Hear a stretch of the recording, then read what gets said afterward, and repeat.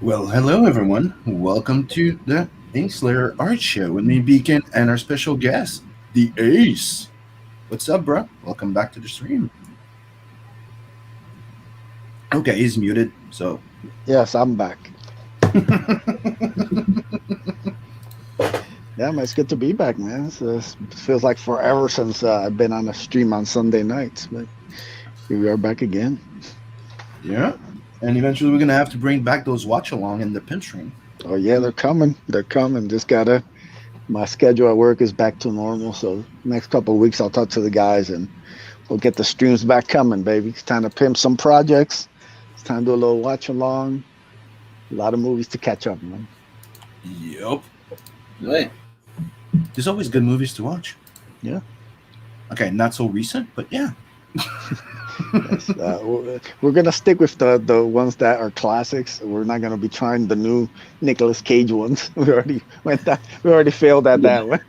Did you see the Christopher Walken meme that was passing around about somebody asking him to take? Yeah, I found out it's from the movie Seven Psychopath. I haven't seen it, so I'm gonna watch it.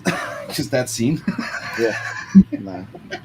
Almost anything with Christopher Walken is great. Yeah, he's pretty much based. Yeah. It's always fun. I can't wait to watch it. And everybody's telling me to go watch that new Spider-Man movie. I haven't seen it. I don't know if you did. Oh no, when it comes to the Marvel stuff, I basically just, if I catch it on, like, because I have cable still, so if it comes on, I might catch it, but I'm not gonna be going out of my way, and definitely not gonna be paying for it. So.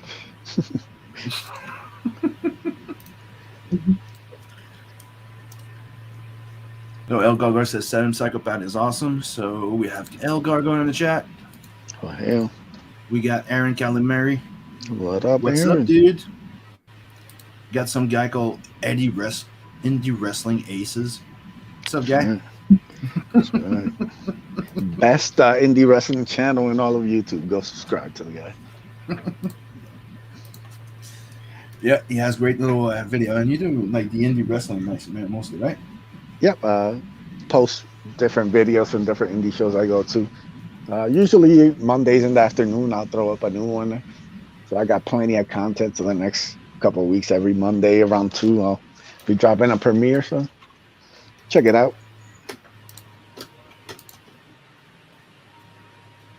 What are you working on, Beacon? I'm gonna be drawing one of these new characters from the Ace. The Gablas, I think it is. Yep, Godless. Yeah, Gablas. Is that one of the team there that was there that you see there, like the white chick with the tattoos? Yep. Also, it's the preferred term is Caucasian. Nah. She's too white to be Caucasian. Not enough pink.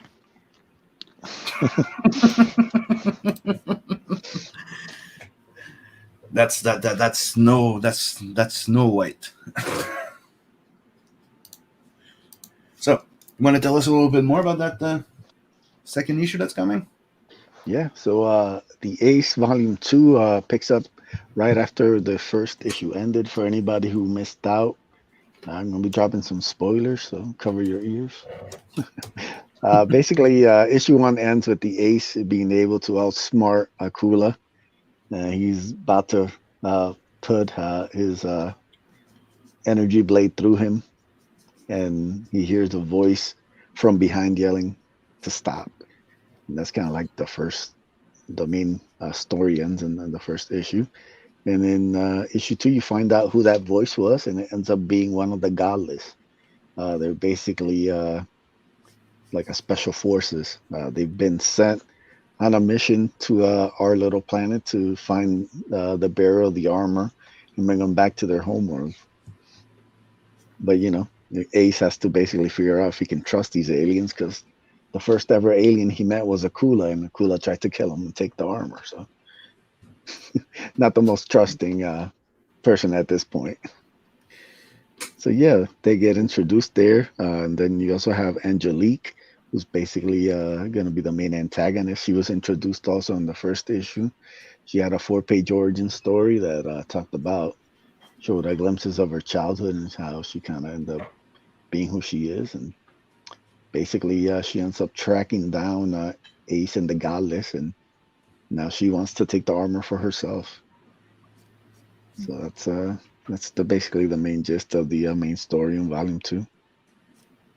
Sweet. How many pages is that one going to be? It's going to be a full 32 pages. Same as the first issue. It's going to have the main story.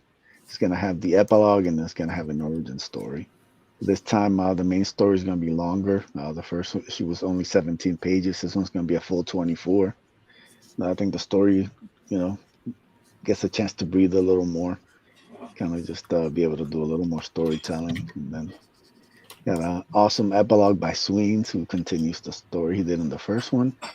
And then you have an Akula origin story. I know there's a lot of Akula fans. Every time I showed any art from him, people would always mark out. So I had to give you a little more with Akula and a little fun origin story that he's got. I'm looking for that piece there. Where did I put it? I'm looking for that Ace thing. There you go. Here's the Ace I did. Oh yeah. Yeah. Yeah, we had to get that colored up. Real nice. Still trying to figure out, some of the tiers and everything, where everything's gonna go. But didn't you get it? You didn't get it colored yet? I thought I saw it on the campaign. No, we did get it colored. Yeah. I just haven't finalized how everything's gonna be.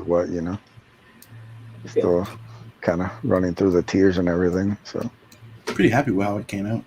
It looks fucking badass. But yeah, the finished piece looks great, man. Beacon, I killed it with them.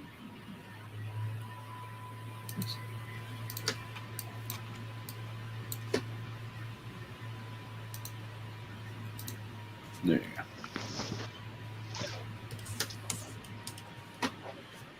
So what else is coming for the Ace?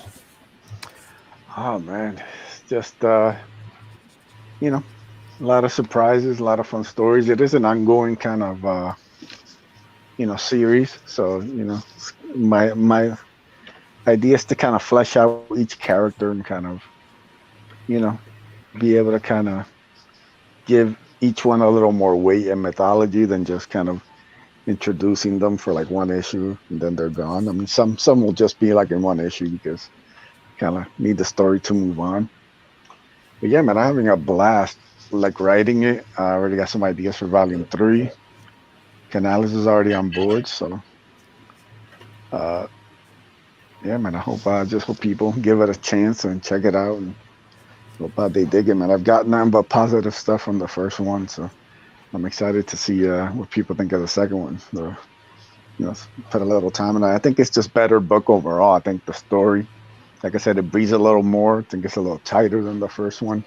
And I think Canales has done a great job on it. Like, he's gotten even better with his art. And then, I brought in Hal to be the new colorist. because my old colorist ended up retiring. So needed a new one, and Hal came in and just blew things away, man. He's already got I think already got 16 pages colored from the main story. So that leaves me 8 pages to go, and the book will be fully colored. And then I already got 8 pages lettered. I had brought in, yeah. I was just, no, keep going. No, I just brought in a new letterer. So SK's done a great job. He banged out the first 8. So, like I said, man, this thing looks to be mostly all the heavy lifting will be done, like the first book, by the time it launches. Right now, we're looking to launch on April 24th. So. And you also have a story in the. It came on a Wednesday or something like that. I think from Peter Semeni. Oh yeah. So everybody knows, Alterna does a little anthology series called It Came Out on a Wednesday. They're crowdfunding issue number 18 right now in their winter campaign. And I have a little short story there about some Vikings called Raid of the White Leopard. Just a little kind of fun, almost like a preview of what could possibly be a bigger story, but also stands on its own. So you can check that out now. And I'm doing a cool thing. Anybody who ends up backing the book, if they end up DMing me proof that they backed the campaign, I'll send them a pair of 6 a.m. stickers that I had done. Yes, I'll get them out to you. So go get backing, I guess. Yeah. The Ace is not live, but that one is. Yeah, it's only $2. I think like $5 shipping. So Alternative books are very affordable. Do you apply it? Do you apply it to people that back the digital one too? As long as they back they have those big digital bundles. I'm just asking. Yeah, I guess. I mean, as long as it came out on a Wednesday, it's purchased somehow. Well, raise the total. I would prefer if they back the single issue. So trying to get the numbers up for that, but whatever. As long as you're giving me proof and you backed it, you're good. That's why I'm asking to make it clear. Like I said, the book's very affordable, and it has a badass Kenneth Rocafort cover. So you getting your money's worth just there. Right. You can't go wrong with Rocafort. Rocafort is freaking awesome. Yeah, man. I have most of the books he worked on, except the one at DC. I have all his image stuff, including Madame Mirage, which was pretty good. Yeah. Too bad it never made it into a movie or a TV show like it was supposed to. Could have been interesting. You ever read it? No. It was cool. It was cool. It was by Paul Dini and Kenneth Rocafort. Oh, nice. Yeah, I've seen some of the art and stuff, but I've never really got into Rocafort until like much later on. She's a bit of like imagine like a sexy female version of the Shadow in a way. Like she's pretty fucked up. I like her a lot. I found the trade on the eBay not too long ago and I bought it. I still have the floppies, but you know me and trades. Yeah. I prefer trades than floppies.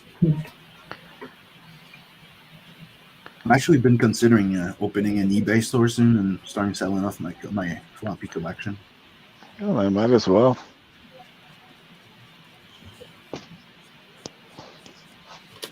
I have a bunch of stuff that people. Yeah. I'm the same too, man. I got like a freaking huge bin of like stuff from like the early 2000s that I'm never gonna read again. So trying to get rid of that. If I find one of these local shops. I got a bundle of Dark Hawk to send to using. Oh, nice. So I will take those. I know you told me a while back. I'm like I put them aside, but it's dude. I have the entire run. Nice. think I have the first 30. I ended up rebuying the first 30, but yeah, I feel that the later ones are hard to get. Usually the first 25 are pretty easy. But I've been looking the second half because it ends at 50. The Yes. second half is really hard to get. So I think I have them all. yeah, so I'll definitely take them, recomplete my Dark Hawk collection.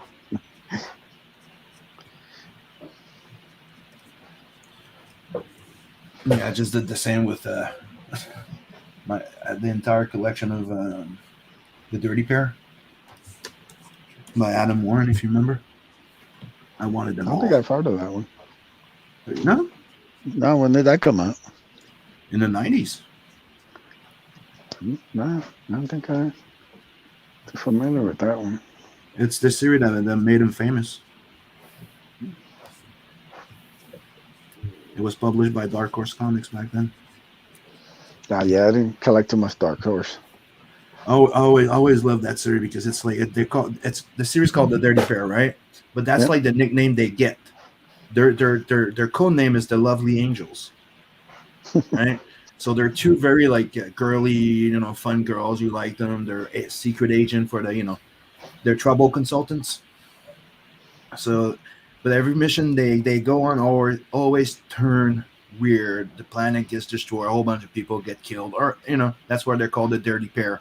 So every time people learn that the Lovely Angels are there, people start screaming, "It's the Dirty Pair!" and they run away. And they're like, "Oh, we're so nice. What's wrong?"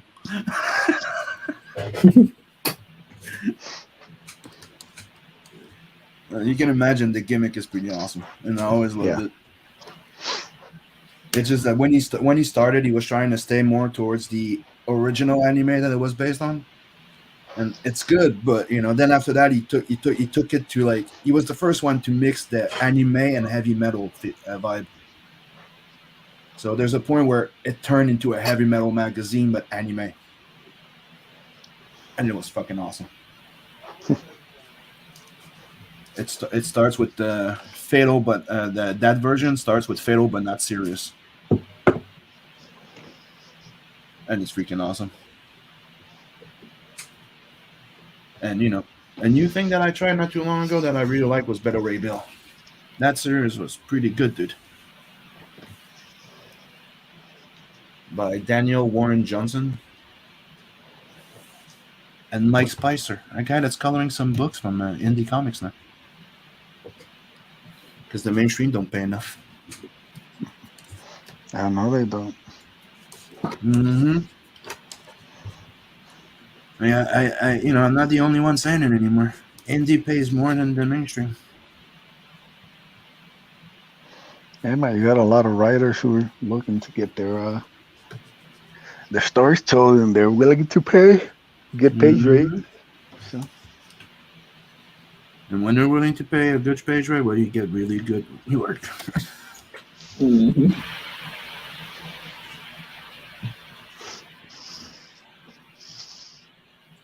Me people, if you know, I'm open for commissions, and you can pretty much have a cover or a print turned around in 3 days. Reach out. Yeah, man. Sam does great work, very quick. Yeah. What's up, Maguire? Nice to see you, buddy. Oh, Maguire in the house. Hell. Yeah. And we have J Dollar. What's up? What up, homie? Hey. Felix Haas, the ranch master himself. What's up, Felix? I missed that one. I'm sorry, bro.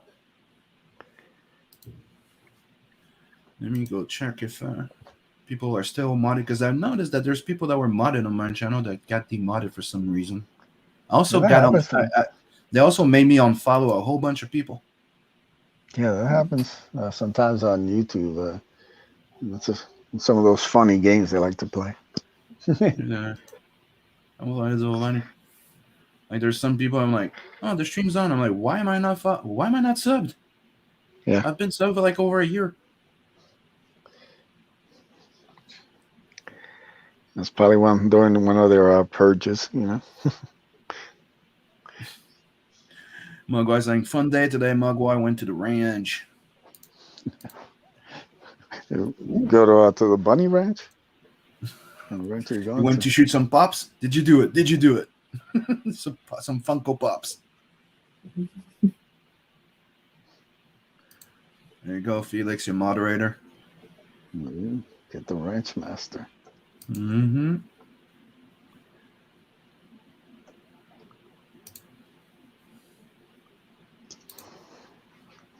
There you go. Here's a $J2, and here's one for Mug. Then that's what I noticed. Like you don't stream for a while. It's like they clean your freaking thing. Yeah.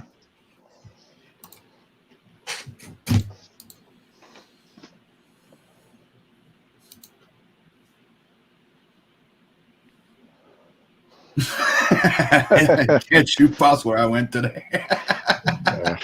How dare they? But the thing is, the pops react like a freaking CD. Did you ever break a CD? Yeah. So as soon as you put a little pressure on it, it shatters to pieces and goes flying. Mm-hmm. Yeah, it's so dangerous. That's what pops do. So that's what the Funko Pops. That's why you can't do it, because he checked a while back. He wanted to do a stream where he was shooting some of them. I was like, oh yeah, that would be cool. I'd buy a few and send it to you.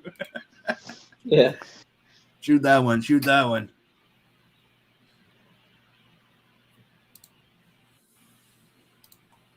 You know what? I think my brother has a bit of land and where he does shooting, so I might have to see if I can do that there. If you would mind.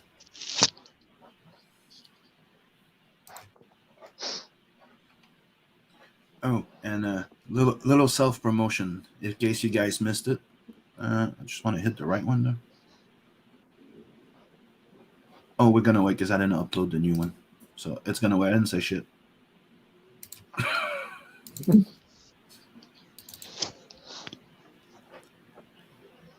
gonna take 2-3 minutes.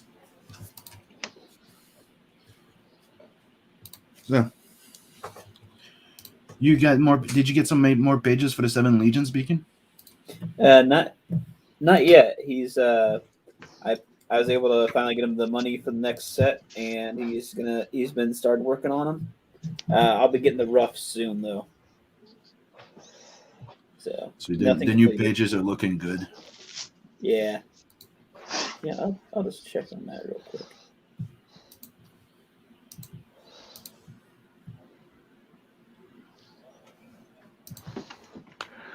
Speaking of which,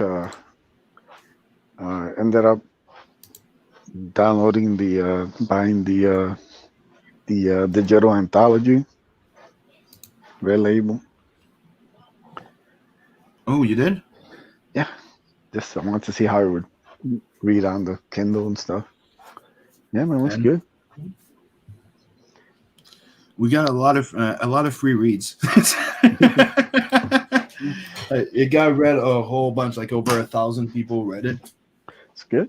Because I made it available. Yeah, I made it available for free for people that are subbed to to their book club. I think it's called. I'm not sure. But yeah, this had more visibility, and you had the prequel to the Ace in there. Yeah, man. It's an exclusive story, 4-page origin, quote unquote. It tells a little backstory of David, done by Barbusco, black and white. Fun little read. I actually printed out a couple little ash cans and shipped it out to some of the Ace backers. Mm-hmm. So I think there's like about a dozen or so in existence. So it's just a fun little exclusive little story that you can check out on the Sims little anthology, along with some other great books and previews for other great comics. But yeah, that one's a little exclusive right there.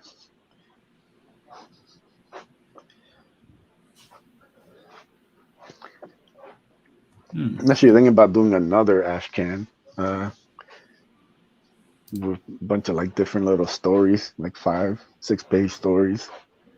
Just kind of a lot of ideas that I'm working on. I'm working on Bloodbone.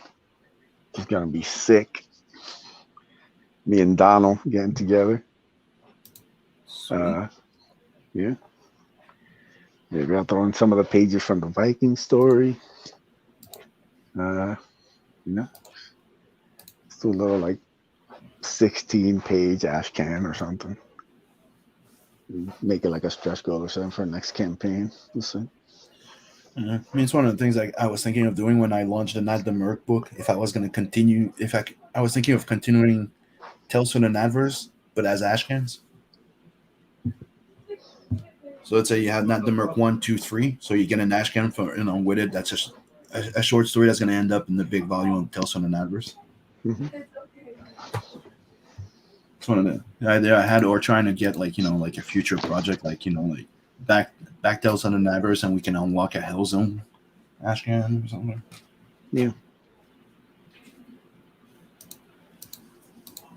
Yeah, you have to play with those little Ashcan things.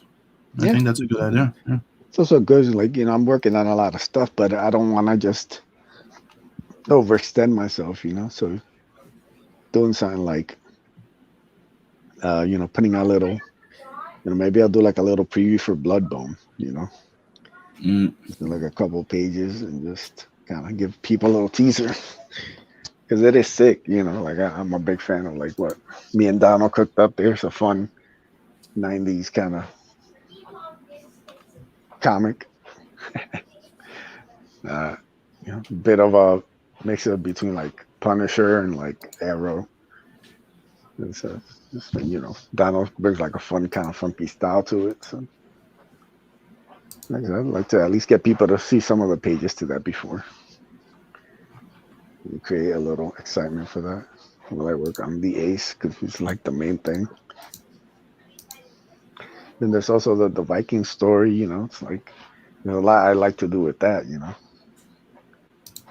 said people read it and they like it.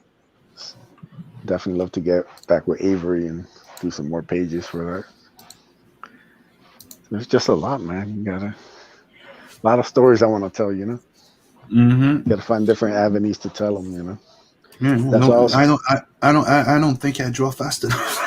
Yeah, there's not enough time. There's not enough money.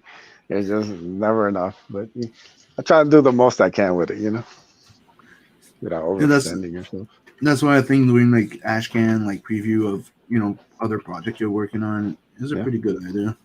Like I even considered doing like a campaign with like Ashcan for every IP that I've been working on a campaign where you could get an Ashcan of Tales from the Nadverse 2, Demona, Hellzone, Skullbusters, Wolf Dragon.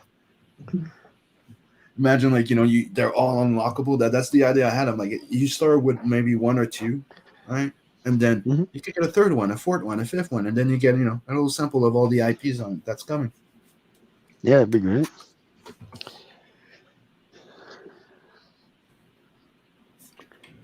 I'm wondering if people would be interested in that, and I'm like, people do like. I know. Ashcan.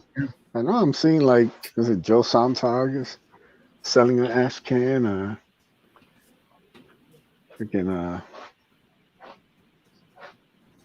there's a couple other, I think, people like selling preview Ashcans for like bigger projects. So that might be the way to go. You can just get them printed out, print as much as you basically print on demand for however many you need.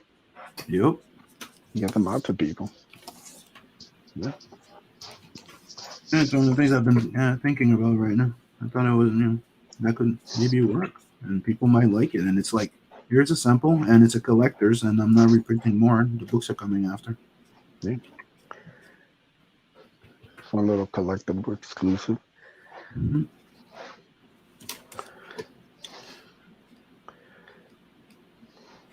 And people, I'm going to be starting to prep for another Red Label Indie Comic Showcase. So if you want to put some stuff in it, reach out to me. We're going for Volume 2.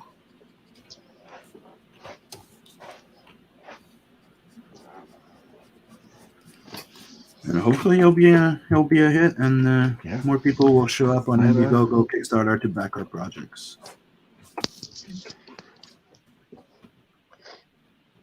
Just don't forget to include all your information in the page. Yeah. When are you planning on putting that out? The second one, Yeah. I want to start collecting and preparing in February, and launching it. Probably in March. But there's no set dead. I might have something. Working on another project. I mean, just projects out the ass. That's why I've disappeared for the last like 3 months. Working my real job, trying to make money. Hey, artists. Yeah, that's basically what it's like. Oh, you're making all this money for the holidays. I'm like, nah, it's all going to other people. It's going for artist holidays. Yeah, it's good. Yeah, the people are gonna enjoy getting paid. Canals is getting a good Christmas. Yes. Yeah. Yeah. There's a lot of cool projects coming this year. Yeah. Hopefully, the Ace Volume 2 is gonna be one of them. So I'm excited. Been working on this for a minute now. Like all the stuff I do is ahead of time. So you hear me talking about these projects. You might not see some of these projects till next year. But they're coming. They're being worked on. The art, the letters, all that stuff. I used to get a lot of flack about working on project like a year or two in advance. But when you get into it, people start to understand. You have to. Yeah, but it's like I can't there's most of my main income and stuff. That's all going to the Ace. Mm-hmm. But, want to do some other stuff. And when the artist, people, there's certain time limits. You got artists who are finishing up projects, so they can't work on your stuff until they finish the other projects. So you're kind of like, I don't want to just be like just with my hands in my pocket. I want to be doing stuff. So if I can branch out, start getting a couple pages of Bloodbone done, then a couple pages of the Viking story, like that came together quick. Me and Avery put that together. And then I pitched it to Alterna, and then I didn't hear anything for a couple months. Next thing you know, Peter hit me up, said, hey, we want to publish it. I was like, perfect. And then a couple of months went by, and then nothing. And then, boom, the Alterna launches their campaign. And now I finally get to talk about it. That's the process, Like you work on this stuff for months ahead of time, then you got to do what you got to do. And then finally it sees the light of day, and then the book won't be out until March. So it's a couple another months before even I'll have a copy of it, So it just takes time with comics, man. I still have stuff in my files of pages of books that I've worked on that are not going to be coming out yet. Yeah, no, there was there's a whole bunch of them. There was Crash Course. There's the Skullbuster I've been working on a while on the side. Demona. Just takes time, man. You just gotta know how to give people little teasers about it. But it's also a question of timing too, right? Yeah. You're not gonna throw out a supernatural book when there's 25,000 supernatural book. Like when I first came in, I wanted to throw that out, but there was a lot of sci-fi, so I'm like, well, I'll go horror. I have this. I'll go with that one first. Like that, it's the one that's not predominant. And then after that, when I was done with that, it was mainly supernatural. So that's back, baby.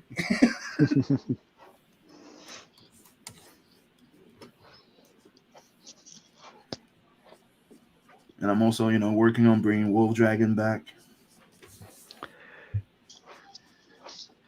And there's also a project I'm working on, the Bloodhunt versus Doc Salem. We're doing Yogurt Still for the INKSLAYER magazine. Oh, nice. Started laying out the first pages. Now we have to figure out some designs. Yeah, a few creatures. Mm-hmm. And I keep saying, ever since I read that story, I'm like, dude, when you do your next goddamn audio book, your audio thing on YouTube, he needs to sound more like Sean Connery. Yeah. He's like the Sean Connery of the wars. I love him.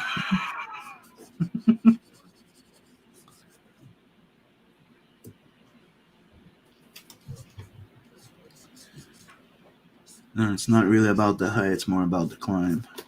It's a nice line. Yep. I use that one. 11. It's not the tower, it's the claim.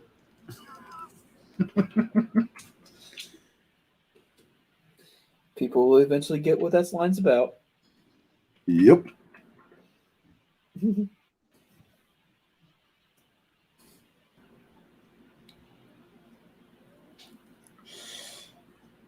Especially if you're somebody that's below 6 foot. Yeah.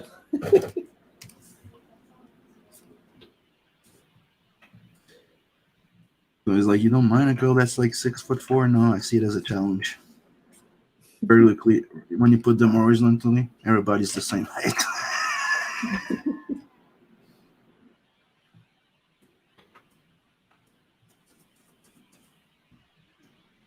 Tell me I'm working on one on the page from Screaming Metal, which is either going to be an unlockable story for Tales from the Night 2 or Tales from the Night 3 story, which I'm already starting on. Because I'm already 55 pages in Tales from the Night 2. And I'm already setting up the next one. And the unlockable story is that one, so I'm getting a head start on it. And the reason why it's called Screaming Metal is because of this. I'm doing a wing to heavy metal. And if you know, the original name from heavy metal was Metal Hurlant. And if you actually translate it, it would be Screaming Metal.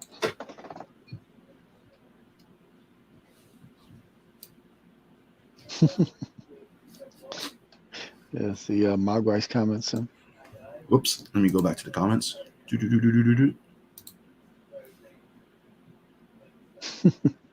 Yeah, dude, I fucking thought about it. Trust me, I fucking did. And that's where the Ashcan campaign came to my mind. Because I don't want to. I'm sorry, I don't want to be asking just for money help. All right, but I'm willing to fucking work and sell shit to make money. Get it? Yeah. So that's why I'm saying my Coming to America fund me is commissions and next campaigns.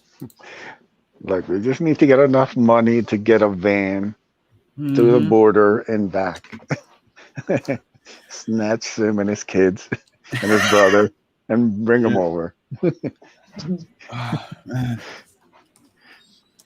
Trust me, I even told I even know which gun I'm gonna buy when I get there. Like, fuck this shit.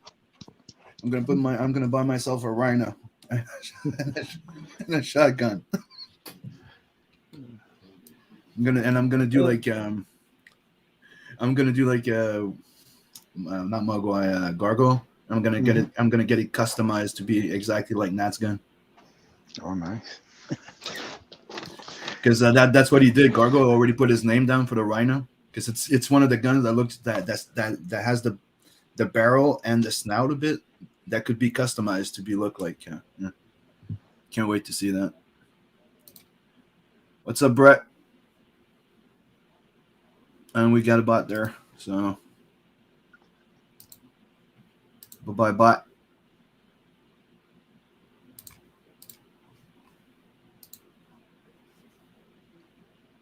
Mogwai says a Chiaparino and Mossberg 930. Sounds good to me.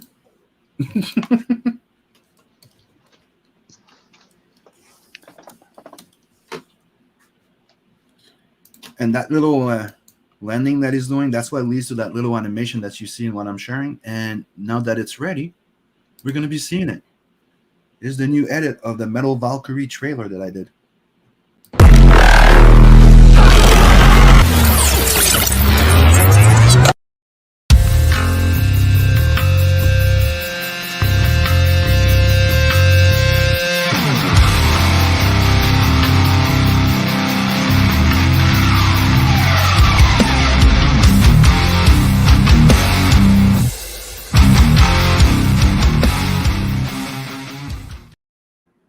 Short and sweet.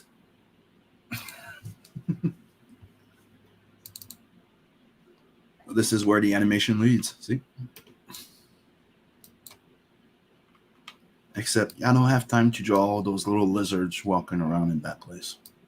It's a lot of work.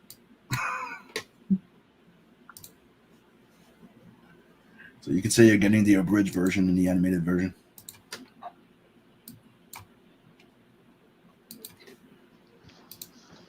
Thanks, J Dollar. Yeah, I've been working a little while on this side, working on pages and that once in a while, and I'm pretty happy with how it's coming out.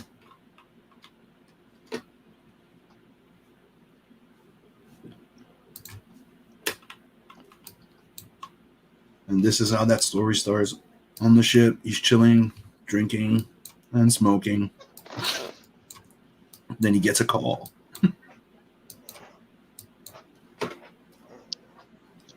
And, you know, that's a job. That's what I love. I really like about this IP of not, I can come up with all type of stories. Like the entire thing's made that he's a merc. So I just come up with a job. I have to come up with an idea for a job and I got a story. No, I just have to decide if I make it a short one or a long one. That's why it's so fun to work on that. It's like there's a lot of stuff that I need to keep track on and stuff like that. But it's so free in a way. It's so fun. But you know what's gonna be really fun soon? When we finally lock down Space Heist. Yeah, that's gonna be a fun one. Yeah, I mean, we got the beginning kind of part. We just need to like not lock it down a little more. Kind of, we're getting there. We're getting there. Just me and Sip just got so many things on the table right now, but it's still coming. Don't worry. Yep. We just want to make it fun, and yeah, we don't want to just make it neither. Just here's a crossover.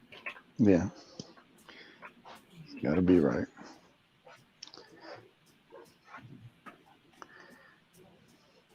There has to be a little of everything in there in a way. It's kind of yeah.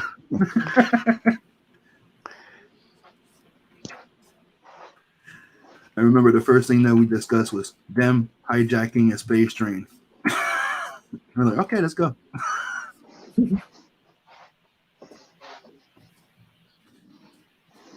I remember the first thing I said was, yeah, I can totally see Nat riding the train going, convoy! Or a space trucker or whatever, you know. You know what I thought of doing to promote Tales from the Night Studio there? Him riding his ship or the train, playing the saxophone with the sax guy song. Yeah. You know which one I'm talking about? Yeah. The epic sax guy. Yeah. And people, if that's something you'd like to see, let me know. That'd be hilarious. Yeah. You're like, I don't know what this book is, but I feel I need to back it just on this alone.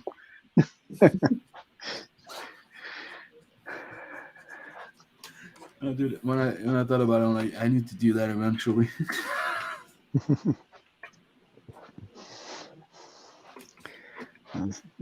Beacon drawing Desi there. Yep. For anybody who doesn't know, the God List, there's 4 members. They're all from different alien races joining together. Desi is an empath. She's like a top-notch, like a sniper. And she ends up building a connection with David.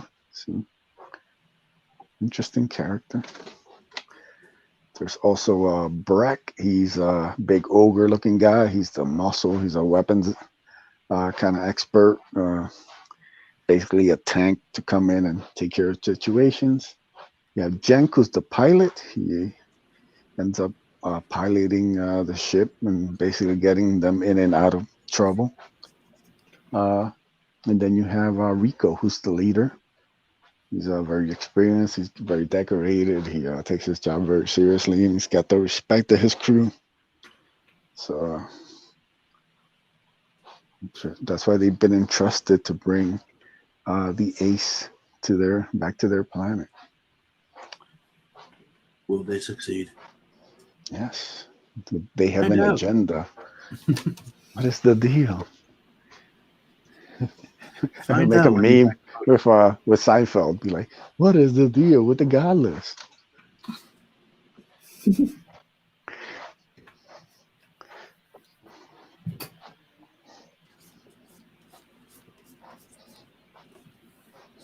Now, part of this fun thing is building this world and all these different creatures and all these different aliens and all these different kind of backstories.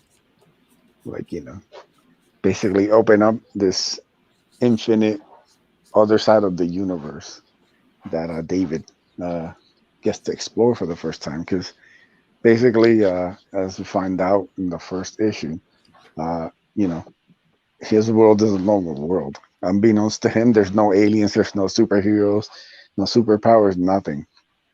Then he gets the armor, and then things change. So He's there's woken no, up to this. there's never been another superhero other than him.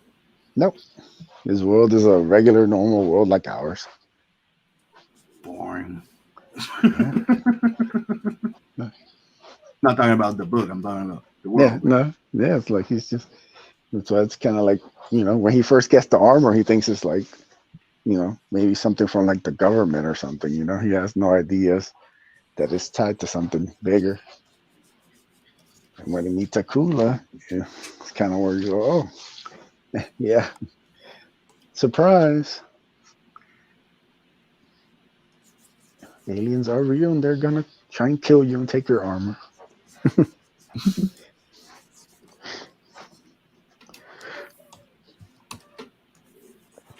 And when you said I was launching? April 24th, Sunday. Wanted to get some time to get the whole book done, and then also to promote it because I've been MIA for a couple of months, just kind of dealing with the job. And like I said, fulfillment kind of kicked my ass. It's like, and I was rough. I mean, I only had like 200.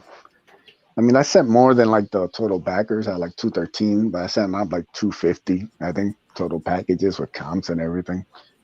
It just took, man. It's not my favorite thing to fold these mailers and get them shipped out every day. So it's not exactly It's number one thing I'm looking forward to do after I get off work. Dude, So I do mailers for like 2 hours. It's one of the things that we got a head start in Beacon when we were checking into it before. We're like, let's get everything ready. Because last thing you want to do is when you start fulfilling with nothing. Yeah. So when we start fulfilling, we already have all the boxes folded and everything in advance. That helps a lot. Definitely.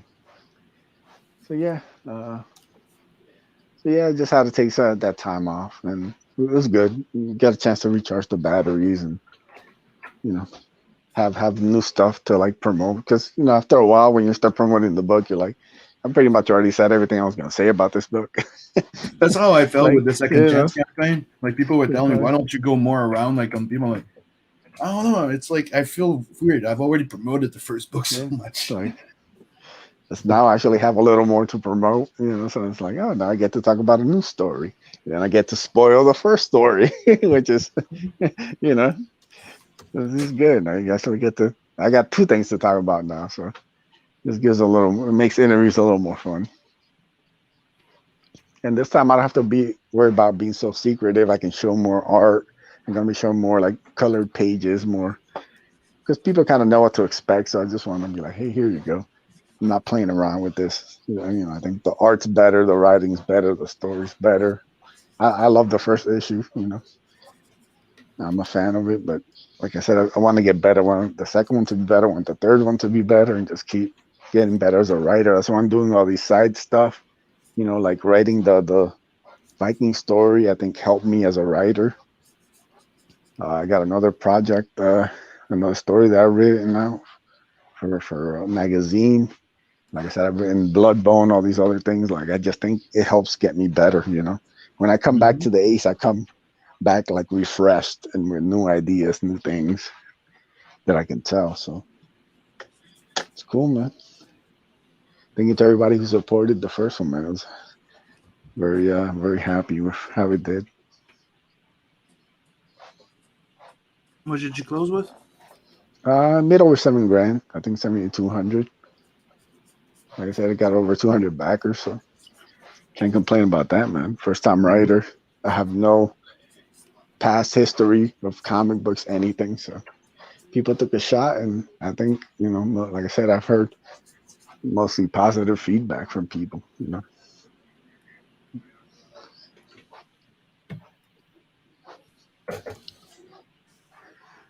Yeah, man. I think the only person who didn't like it was Passion, but you know, he doesn't like anything. So. Yeah, passion for hating. I think that was the first one we ever did, right? Passion for hating. Yeah, Passion for hating. Yeah. Ever since we came with so many. The funniest one was one I think was the passion for passion aggressivity. Yeah, like our DM group is full of like Passion nicknames. Yeah.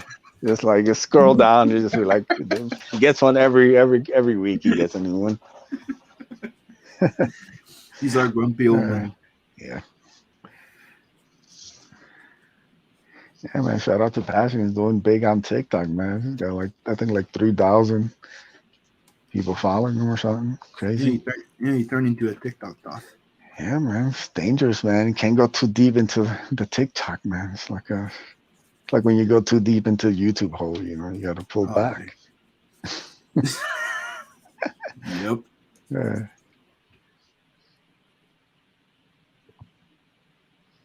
I'm trying to figure out how I'm going to cross this feed.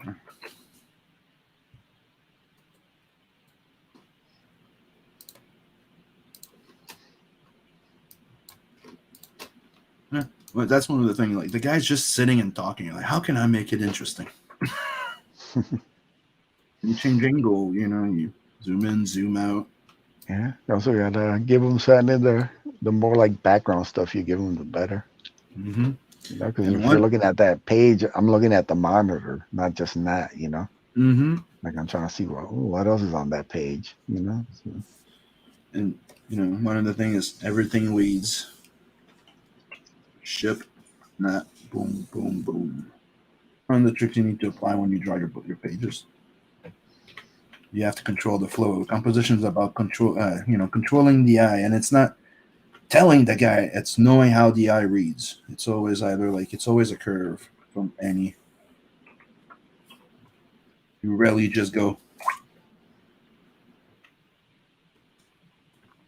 When you look at one piece, you never just look at the center directly. So how do you lead the eye? Well, big moon. Lead your eye here, so you go boom, boom, boom, boom. Little shop talk here. Shop talk.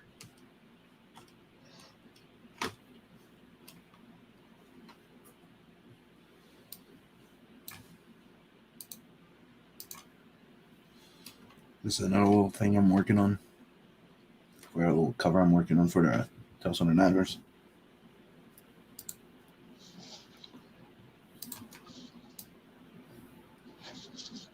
And quick little glimpse. She's getting armored up. Not dressed up. You didn't see nothing. It's just circles and pixels. YouTube. It's just shapes.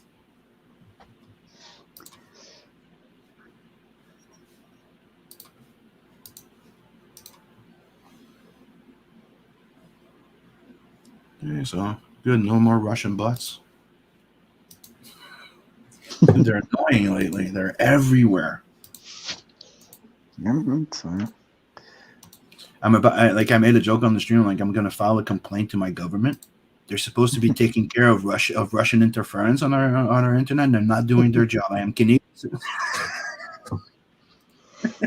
we all know it's the Vatican trying to bring your stream down soon. Yeah, they got it in for you.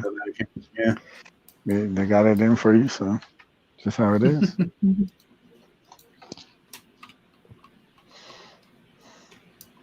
Here's a glimpse at page 5 of that. Not the Merc, which happens to be the sequel to the Blood Brother story. If you read it already, you know he gets a call to deal with the Bloodfang gang. Oh, yeah.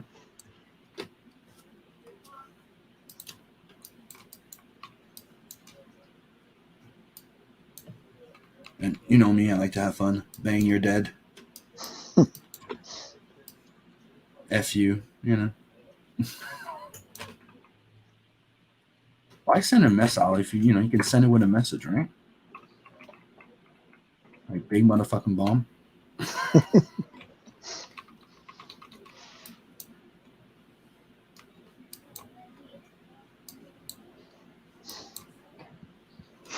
And he's listening to Missing Time from Heavy Metal Fact 2, the movie. Nice. He has good taste in music. Don't ask me where he gets it. Earth is far from. Go ahead. Go ahead. I was just gonna say our planet is far from being close to his universe, but he still listens to some of our music. Don't ask me why. Hey man, so all the satellites end up in the same spot. Mm-hmm. But yeah, now it just reminded me. Actually, gonna have a little special poster. You know, we did the hardline piece for my campaign and a bunch of other ones. You know, so this time we're gonna have another special limited run poster featuring a character that you worked on, sir. Oh yeah, which one? And the ace. Do I spoil it now? Did I give a little teaser? You could. I could. All right. We're gonna have a little special piece I had done a while back. The story didn't work out, but we're gonna put it here as a poster. It's gonna be Ace versus Vane. Ooh. Yeah, so we're gonna put that out. It's gonna be a little like almost like a parody poster. You know, remember What If from Marvel? Mm-hmm. Yeah, we're calling this What's This? And then we're just gonna have like Ace versus Vane. A nice little poster, kind of like, so you can hang up right next to the hardline one. So who's the one out there? Mm-hmm. Who's the one that did it? You've seen the piece before. Bogdan did it. Bogdan? Okay. Yeah, I remember seeing it, but I didn't remember who did it. Yeah, no, I've been holding on to that for a while. I was talking to Phil about doing a story, but we're both kind of a little busy with like 18 projects. So I was like, you might as well just take this piece and put it as a little poster. Mm-hmm. You know, so it's a sick piece, beautiful, like fully colored. Like I just have to get it lettered. You know, have a little. Yeah, but I think doing crossover poster is a fun thing. Like we did it with the Maverick guys. Yeah. Like with the Tales from the Maverick. I think that's a cool thing. Because, dude, setting up a crossover can be a freaking pain in the ass. Like it's yeah, you have to pay for that. It's a lot of stuff. Yeah. And besides, it kind of fits in with the hardline one that we just put out. You know. Mm-hmm. So like that's sick. Like every time Phil's on stream and he has it right behind him, I'm always drawn to it. I'm like, that looks so sick. Like even if we had nothing to do with it, if I just saw the art for it, you know, all you guys killed it with your art and Beacon with the colors and everything. Like I'm just proud of it. Like as a piece, I think it's sick. You know. No, I think I just figured out what I'm gonna do. I'm gonna do a poster where it's gonna be like a space heist hint poster, right? Oh. So you're going to see the train, not playing the saxophone on that train, and the Ace face palming himself like, the fuck? Like, what is going on here? What did I walk into? He's heisting that train like a Chad. Yeah, it's gonna be fun little limited run we're doing. We'll probably do it for like the first 60 days of the campaign, like we did with the hardline one. Mm-hmm. Speaking of which, I do have about 20 copies left of the Ace Volume 1. The first Donald cover will never be reprinted again. The only copies, I'll have like a handful of copies for myself. So if anybody wants it, you can feel free to DM me. Do a PayPal, Cash App, whatever. I can get it done, and shipping it worldwide until they're gone. So I also have some more goodies. I have the some of the prints, some of the posters, some of the stickers left.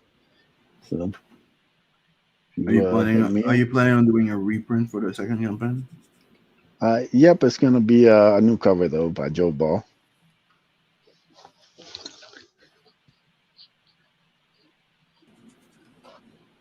So that Donald cover that, in my opinion, was the cover of the year.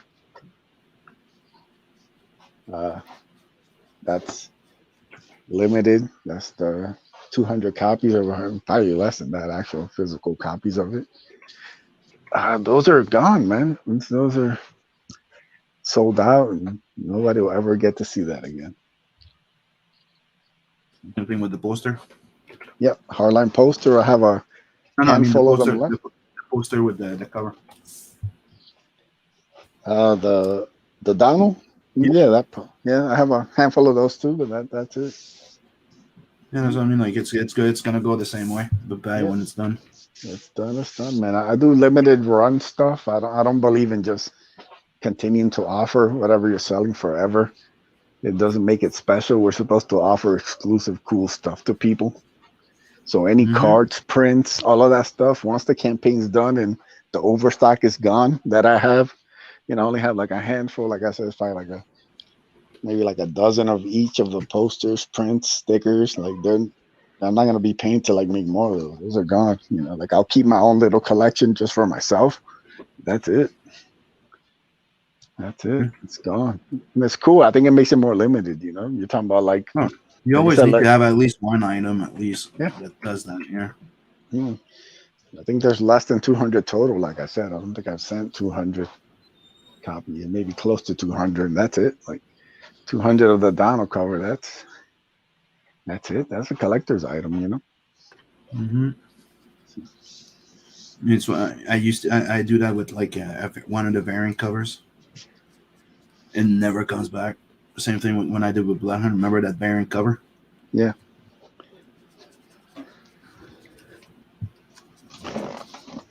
I think that's important that there's some exclusive aspect to that campaign. Otherwise, it's to me, it's like there's no point of just backing. It turns just into a pre-sale type of thing. It's kind of like, it just becomes like something everybody else gets. No matter when they back it. You're trying to get people. I'm trying to get people to like, get ready for April 24th. And trying to get people to save up money. Like make this a special event and stuff. Like if they can just get it whenever, why would they care? Like, hey, we'll just get it whenever. No, I want you to back it. I want you to get this exclusive stuff, like the mailing list. I'm doing the oversized sticker. It's gonna be like a cool little collectible, Like I want people to check it out. When I finally lock down with Howl and we get the art and everything right for it, I'm gonna be showing that off. I want people to be like, hey, the only badass. The only problem I've been having with the mailing list right now is there's people like Chris that can't even sub to them anymore. They try to register for the mailing list and they don't even get emails or nothing. Yeah, you also have to like remember to tell people to work on their settings for the mail they get, because Indiegogo is like a company, so a lot of times it'll go right to their spam folder. Yeah, but that's what I said. Even when you check in the spam, it doesn't find them. He's not the only one. It just happens. Me, I keep saying like Indiegogo needs to do one thing, and I've been saying it for years. They need backers only updates, so we can technically message our backers directly there, with no danger of people seeing their emails or anything. We can just go, here's an update, and that's for backers only. I also like to do a lot of my updates and stuff through MailChimp. They're pretty good. You can just get everybody on your mailing list, send them stuff. And they can also opt out if they don't want it, so it doesn't become a thing of like you're spamming people. Oh, that's cool.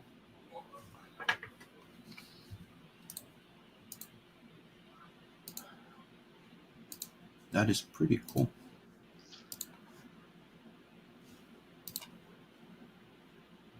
So now you're in face color beacon? Yep, just flatten. And people, that tool that you see him using, that's the only reason why he still uses Screed. Pretty much. and I'm just used to it. Just used to the layout. It's a cool tool. Yep.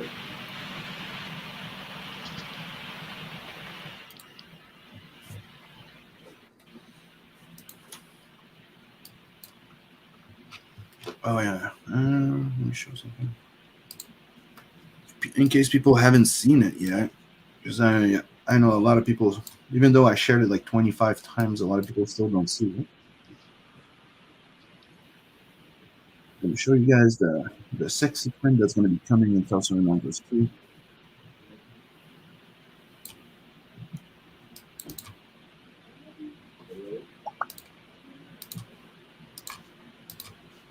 And there it is with no sensor.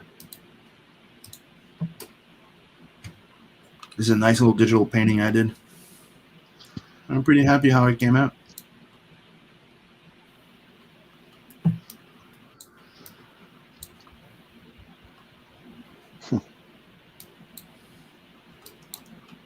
And like they say, yes, the carpet matches the drapes.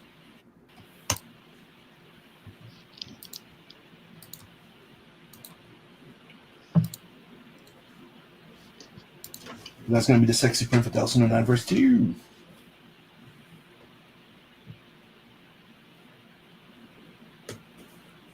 And I was going to say, like, those godless people, it's like you made your own extractors. They were cool. It's like you waited for it so long. I did. Just I'm like, making my own. I was like, screw this. I'm making my own extractors, damn it.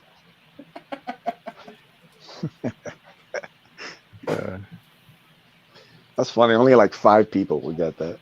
It's hilarious. Know, the five that do get it will laugh and enjoy that.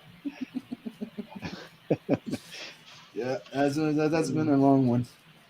That shows you how long we've been here. Yeah, Yeah. that's old school CG for real. Mm-hmm. Like you're talking to people that were here before CG was CG. Yeah. Like Zach was still just doing videos, and Ethan was still just doing people's page reviews. And me and Beacon were dealing with Gamergate. Yeah. Long time ago. Yeah. Seems like 2 lifetimes ago. Well, yeah, it's like we keep bringing back. And yeah, I remember the when me and Beacon and Red, we owned that CG that CG. What was it again? Comic Jam. Yeah, 24-hour Yeah. Comic Jam. Yep. That's also like that was what 2018, 19, 18, I think was it? Yeah, 2018. Yeah. It was on Narwhal's channel. I remember. Well, it was organized by Narwhal. Mm-hmm. But we Yeah, were I a whole remember bunch pushing and organizing it behind. Yeah. But Yeah. we were the only 3 ones still alive and finished a book. Was me and Beacon, and Red was the only other one still up. And we've all been friends ever since. Yeah. Okay, we fell into a coma after for 3 days, but that's just a detail. Yeah. I drew 8 pages of Wolf Dragon, and you did the what was the name again? The centipede thing. Centipede. The centipedal man. He's a superhero with 100 legs. And all he has to do is put glasses on, and nobody notices the legs. Exactly. Well, yeah. Centipede doesn't wear glasses. See? Extractors?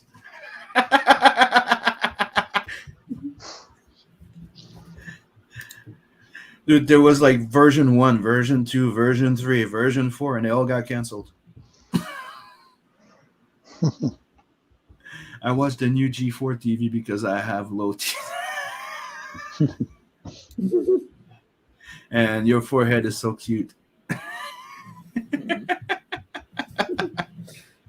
Don't make him blush.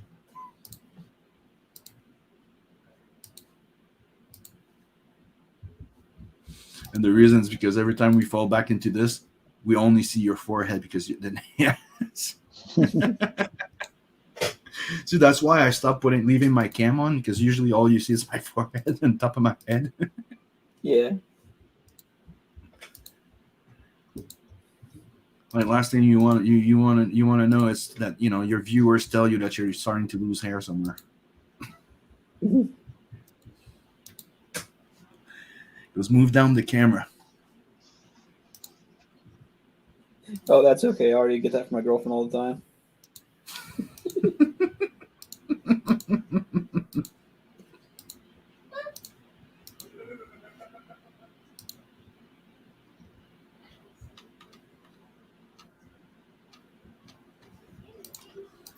So what are we going to be watching tonight? Did you watch the new Venom, Ace? No. I didn't really care for the first one, so. I thought the first one was entertaining, but there was stuff missing. But I really like the fact that he was eating people's head. Come on, that's like lethal. That's lethal protector all over again. That's what I like from it. Like you had so many hints to that lethal protector series, but they took that out in the second one. I wasn't sure if I was gonna watch it, but Beacon tells me it's a fun watch, even though there's a few issues in it. Yeah. I just think it's weird that they bring in Cletus and they bring down the rating, so it's not as violent. I'm like, okay, hold on. You do a sequel with a fucking serial killer, but it has to be PG-13 compared to the other one that was R. All right. But I'll give it a try. You're probably gonna hear me rant about it if I don't like it. Yeah. I get ranty sometimes when they screw up movies.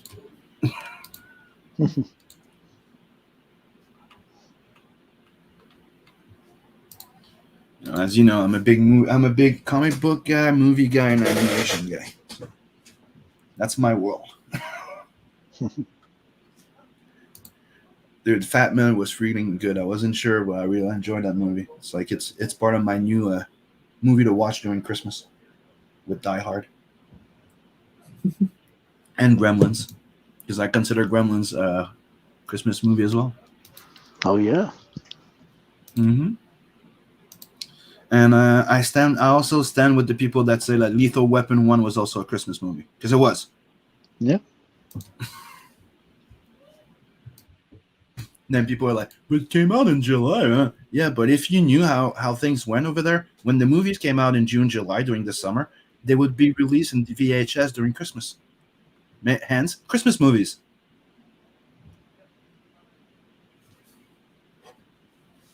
Remember? That was the entire scheme before. Everything was coming out just before Christmas. So you would have a Christmas movie releasing at Christmas and then coming out like next year at Christmas. So everybody would try and kill each other to buy that Turbo Kid toy. No, is that it? Turbo Kid? Wasn't that the name? And Jingle All the Way? Turbo It's like Man? Turbo Man. Yeah. Turbo Man, yeah. It's turbo time. But dude, that entire thing was real, because remember, I don't know if you guys are old enough, but people went fucking nuts to buy Chucky back then. Then there was Tickle Me Elmo. There's a few others. What was that first freaking doll that would talk? That was a baby. That was a kid, like a kid. I forgot the name of that toy. But people would fight and beat each other just to get that goddamn toy for Christmas. That was bad. Or Teddy Ruxpin. Remember that one? That was another one that happened. Yeah.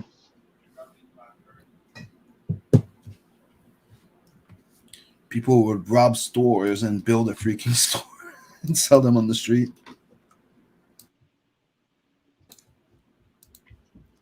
You gotta love those type of fans. Yeah, they're willing to fight to get your stuff. You have to admire that determination.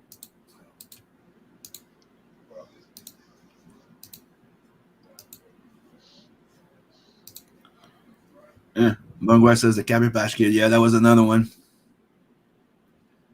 That also happened with them. That was nuts.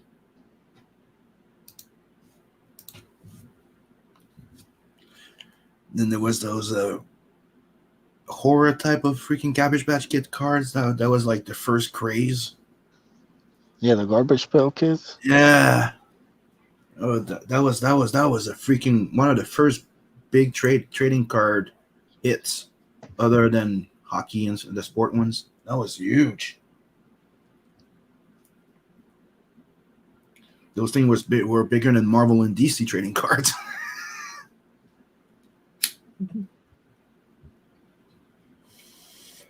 But it's one of the things that if you study like in a lot of stuff, like there's two things that make a hit, and a lot of the huge hits started as a freaking parody. A lot of freaking stuff that ended up being a big hit, it's a parody of something.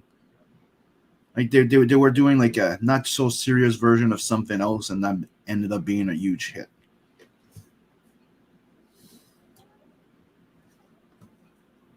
Yeah, you have Aaron catching up right now. I think you are on a delay, dude.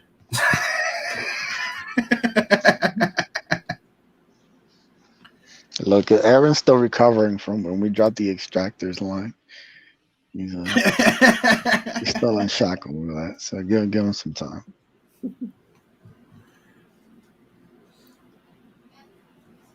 I don't know. Last time I heard, I think he gave it to Vic. I'm not sure.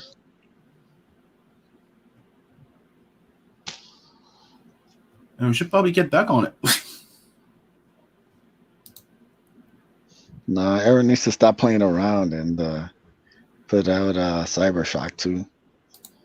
Yeah, and he also has that variant cover for the reprint that he's been sleeping on for a while, by Balls and colored by me.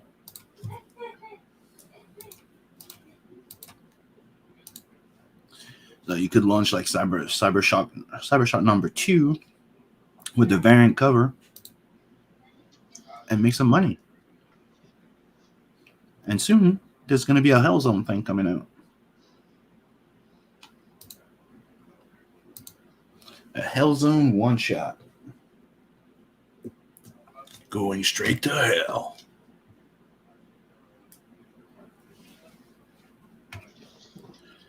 Thanks, Felix, for sharing the links. Yeah, go sign up for the mailing list of the Ace, and when they're done with that one, go sign up for Tales from the Universe Toon if you haven't yet. And the links are all in the description down below. There you go. He says I own extractors 100% now. Yep. Because I remember, yeah. Because he asked me. I'm like, yeah. I thought he was gonna go back with Vic on it, but I'm happy that he owns it 100% now.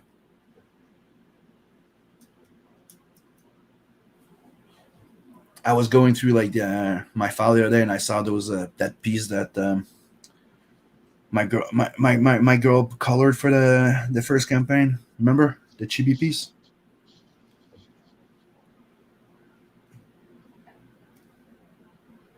Do you remember, Ace? There was like the chibi extractors. Yeah. Man, that was so long ago.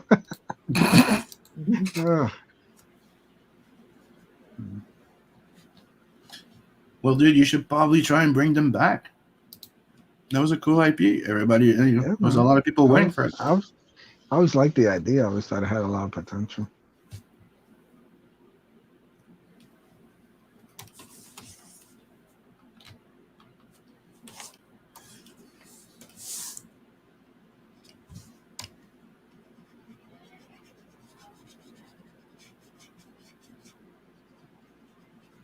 Do you still have copies of Murder Weapon, Aaron?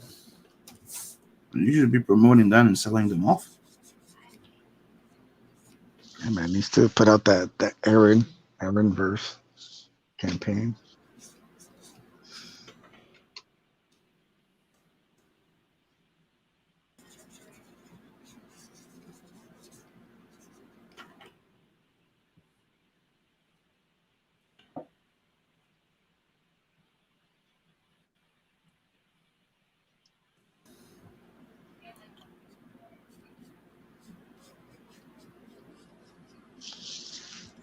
Oh, dude, I don't know.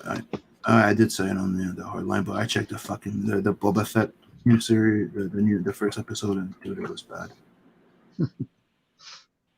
Yeah. Me and Dave, we're laughing at it. We call it Bubba Effie.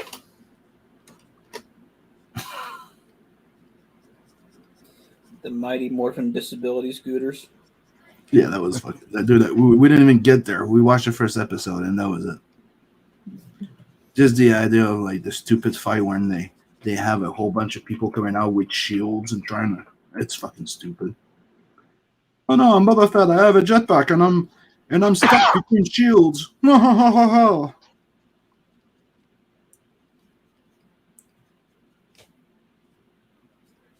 He has a fucking jetpack surrounded by shields, and he doesn't even use it.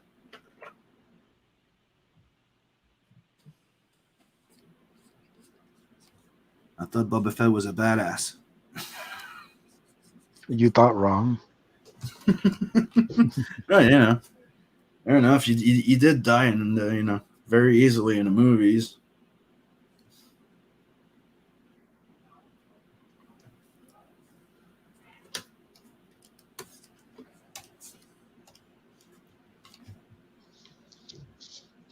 He goes, yeah, I still have murder weapon. I have a ton of damaged copies. What? What happened?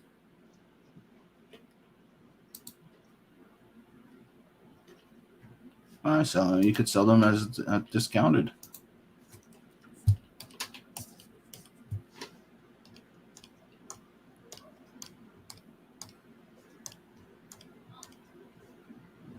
Well, the idea of doing like Aaron verse campaign doesn't sound that bad. Yeah. Liquidate what you have, and maybe hope to go in reprints. Put them out, little limited time bundle, Mm-hmm. Let everybody catch up, and then you put it towards the next campaign.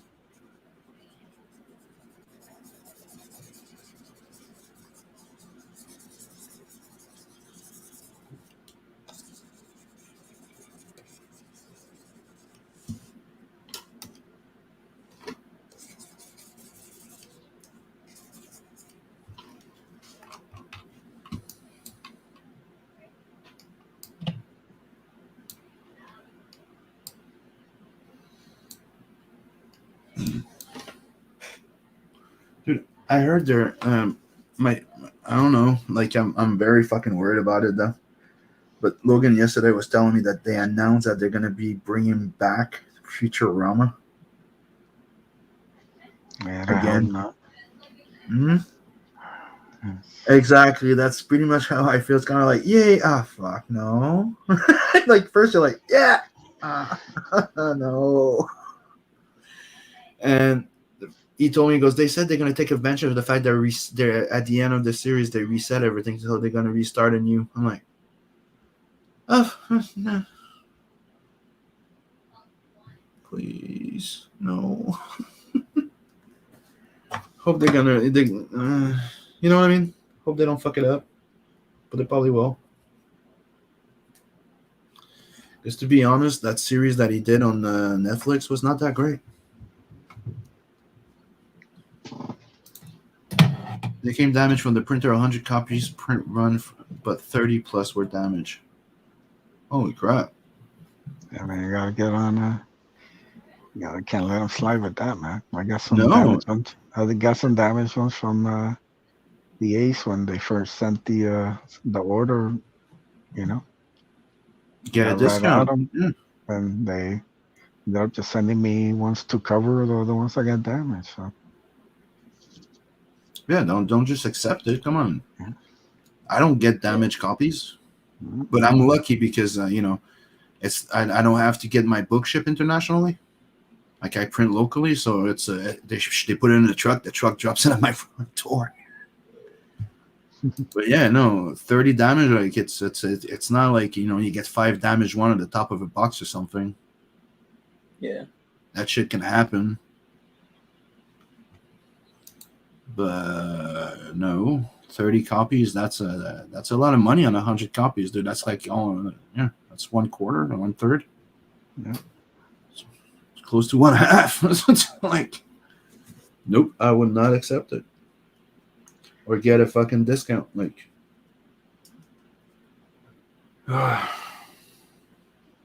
that's stupid. I count myself lucky with my printer.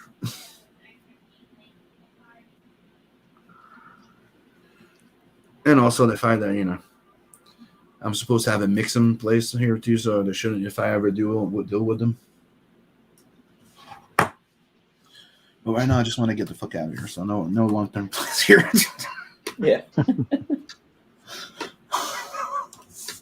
Well, I got just Michigan between me and Canada, so if you need someone to swoop in with a van. Yeah, that's not a bad thing. Yeah. I think that's probably why Trudeau applied the fact that any trucker or people passing border now has to have that pass now. Does that apply to U-Hauls? I don't think so. I don't know, but I think right now just the border you have to have it.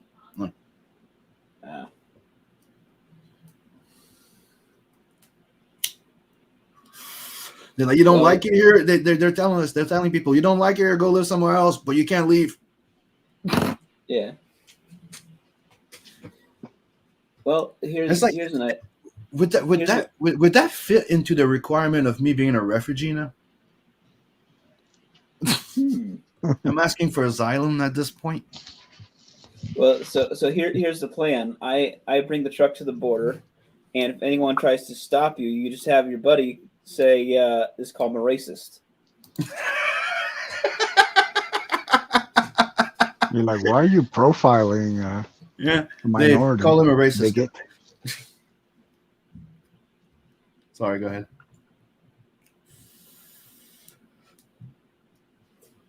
It might break his soul, but he's like, you're just racist, trying to stop a proud Latinx.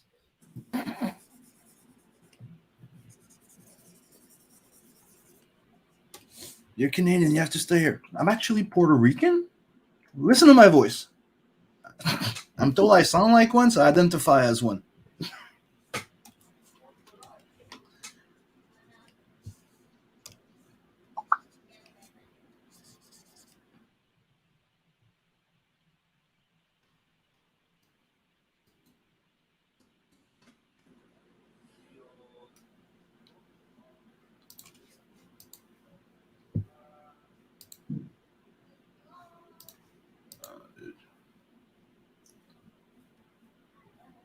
I have to admit, it's been in my fucking mind for a while now.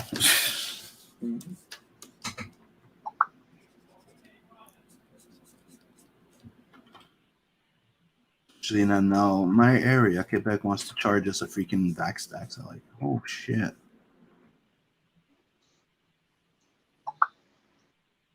And there's a lot of people going, yeah, tax them.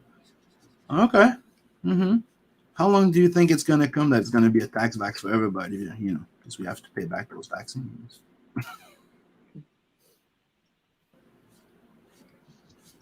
It'll probably adapt to if you're behind on your vaccine. How many boosters do you have? 2? Slacker. Yeah, they're also talking about, if you don't do your taxes, your pass goes off. If you do this, it's yeah.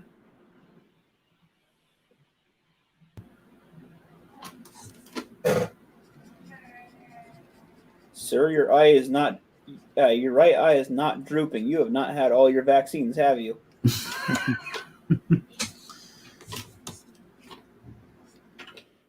But dude, it's like I saw a video in Toronto. They're kicking people that don't have their passes.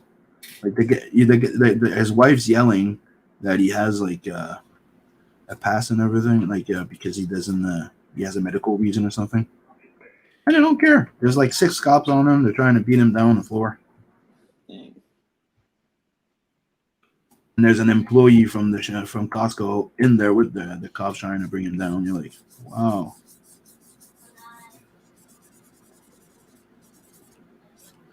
personally, if that would me, I think I'd punch that one out. Wouldn't punch a cop. Yeah. Punch that one out.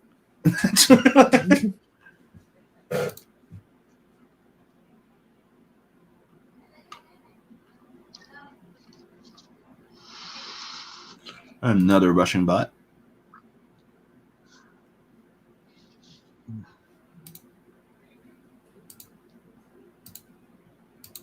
Bye-bye.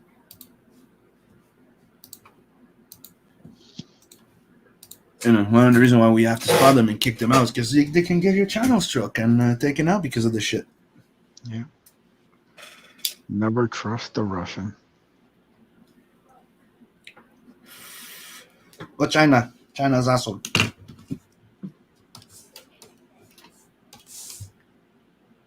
What happened to that guy? Concentration camp, probably. Those don't exist. What are you talking about? Did you see the pub in Australia? No. There's a video going where they tried to go card and talk to the owner of a pub in Australia, and everybody was standing in their way. Nice. And the people inside starting yelling, "Get out!"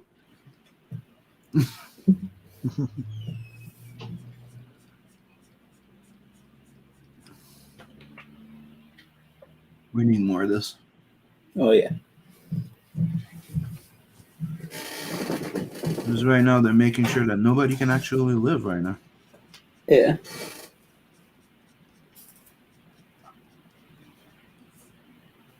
I'm sorry. I don't like to be depending on the government for money.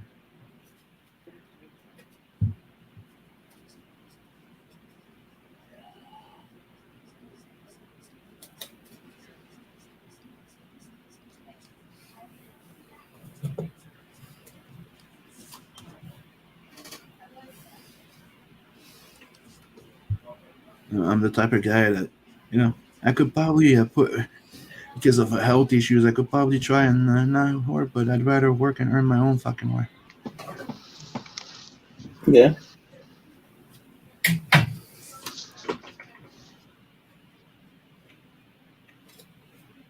I don't like this entire government is my daddy.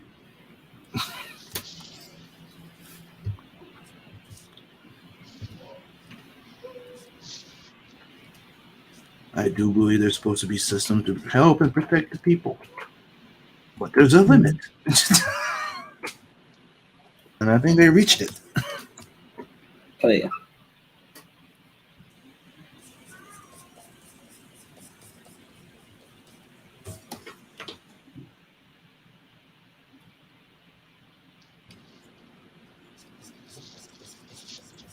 Oh, there's people getting refused like hospital access, operations because they're not vaccinated. How can you do that? Somebody was waiting for fucking like it was a kidney transplant or something. The operation got canceled because she's not vaccinated. Crazy world. Like, how can you fucking do that? It's like you're telling her like because you're not vaccinated, you're gonna die. Bye.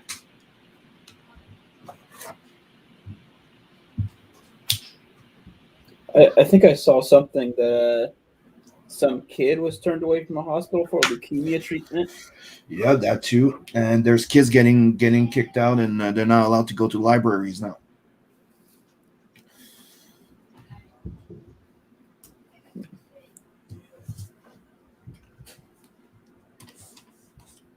If that were my kid, I'd have a John Q moment.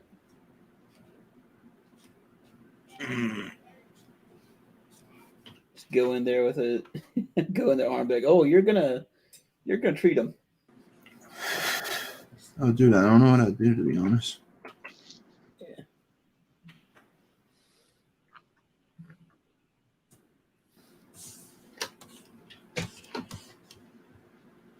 But at this point, we're also limited on the response D, and we have to be smart about it because they're also waiting for that. Everything's set up to wait for somebody that does something wrong. Look at what they're doing with the so-called insurrection, I think. Oh, the Granny Tour.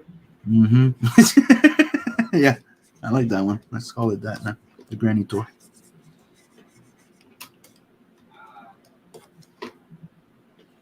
A lot of agents got a little rowdy there too, but it was mostly a tour of grannies.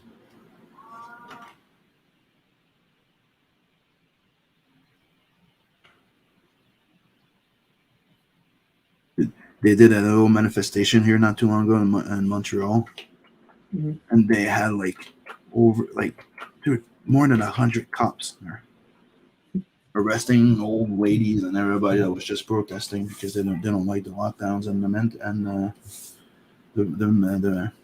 the passport. And the worst thing is everybody's an anti-vaxxer, but most of them are vaccinated. You cunt. Yeah. A lot of those cops who show up for those events, they're like, rioters, I can let them go. They fight back. Little old ladies, though, can beat them all day. And they're too old to be part of the new feminist agenda. Who cares? They were the original ones, though, but they don't care. Yeah. Let's talk about the suffragette. What about the old ladies that you guys are treated like shit right now that were the actual freak? Seriously.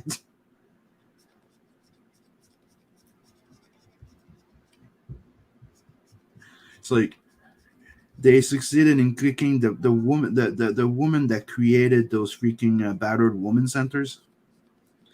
They took over everything, kicked her out of it, called her a misogynist thing, and she's a this and she's a that now because she dared to say one thing. And a lot of the women that she was in her care were violent. They were abusive, violent themselves, and they don't like that because women can only be victims.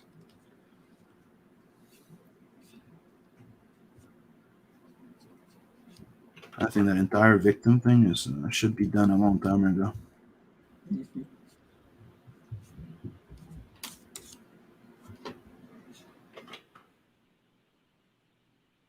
Don't worry, you don't find any of this shit in our books, unlike the mainstream. Yeah, it's. And we wouldn't be talking about it if it wasn't, weirdly affecting us. Yeah.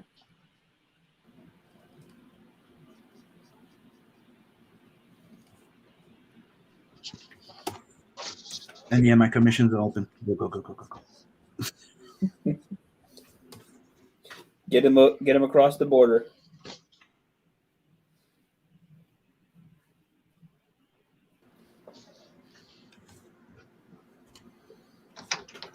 But I'm not joking. There's most of the. Let's just say there's a lot of people like me here now. And there's a lot of people making a lot of money and own a lot of companies here that are thinking of doing the exact same thing. Yeah, man. Sooner or later, it all comes to a head. And, I always told you, Quebecers, we're like the French Americans. We're not dealing well with all this shit. And there's one of my friends that disappeared now. Can't reach him. Can't hear shit about him. No, he was one of the guys that walked outside with his dog. And with the unicorn like a year ago that you all saw. That was the guy in Quebec. Not the one being walking on a leash. That was not him.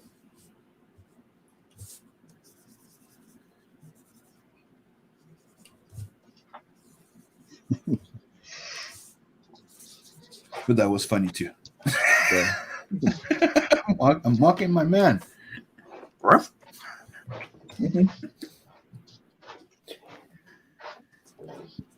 Remember that video from Australia where the guy was out grilling and they're like, "Don't you know there's a lockdown in place?" And he goes, "Can't wait to try these snags. It's gonna be good as." And he smacks the microphone out of the way.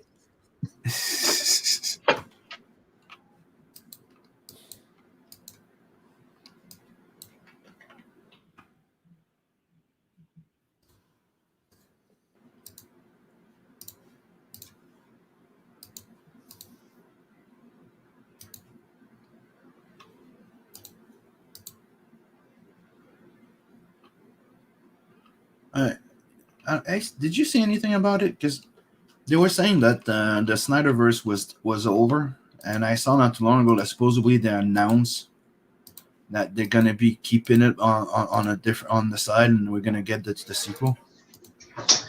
Nah, from all reports that I've seen, who knows if it's true or not. Looks like they're gonna be done with, Batfleck and all that after Flashpoint.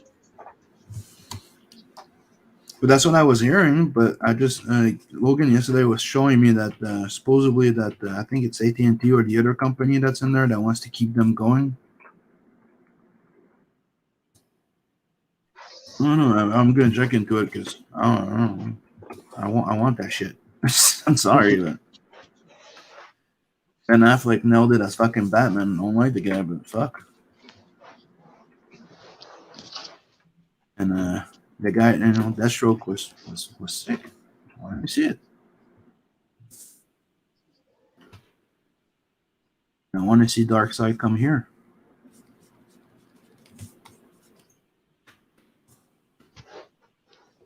Because I think it would be a freaking smart idea, dude, to let them do that, dude. You have like one run then, and then you have the Elseworld, which is the Zack Snyder or something. I think that would be smart, like they're doing with the Spider-Man thing now. Hey, Warner Bros. Is such a mess, though. Maybe part of me is just like, we need to just forget about everything. Let all the woke stuff fail, then maybe once everything flops, they'll come back on bended knee. No, dude, just like DC Comics came back to Jeff Johns. And after their other comics basically bombed and nobody cares about their company anymore. Yeah, but they're also going to be losing the rights soon.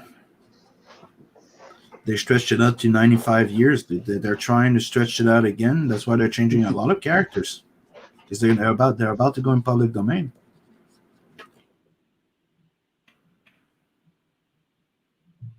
With 75 years, they stretched it out to 95. Make the math. When did Superman and Batman come out?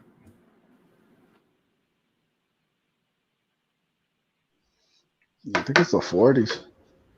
39. Yep. Batman came out in 39. Superman came out before. Superman was the one that launched the entire American comic book, superhero comic book trend, or line, you could say.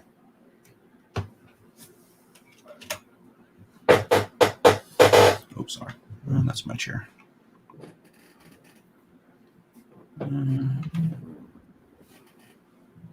Looking for the actual year.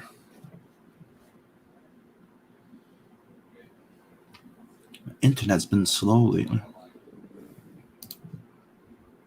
Or that's just in Canada. It's Russians, man. Just got it out for you. There you go. First appearance of Superman, 1938, so a year before Batman.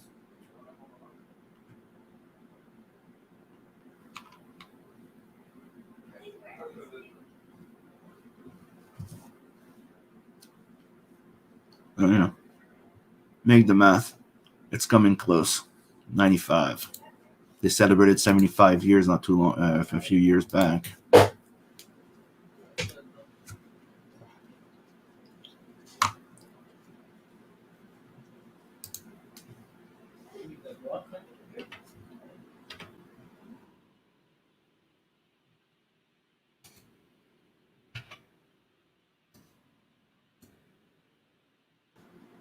Another one.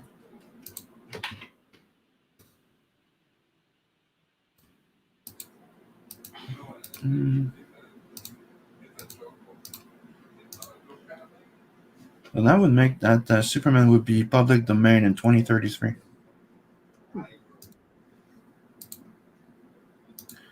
Before it was 75 years, but they it's one of the reasons why they fight the creators so much in court.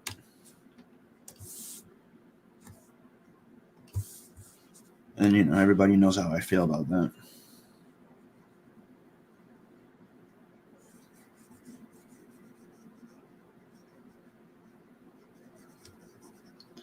Steve Gerber fought till the end to try and get his freaking artwork, the Doc, back of the Kirby. And was just to get his freaking original art back. So they decided to sell it all, most of it. You know who's one of the biggest collectors of it? John Byrne.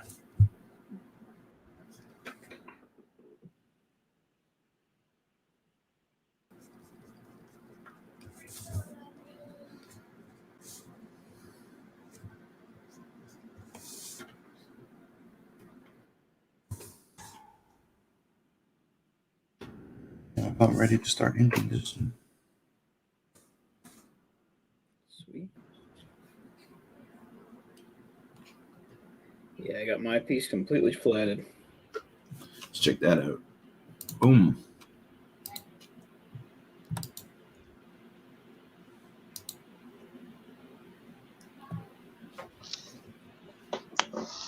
Oh, nice.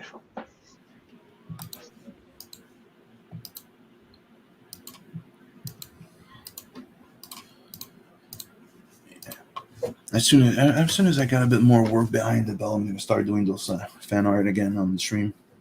Yeah.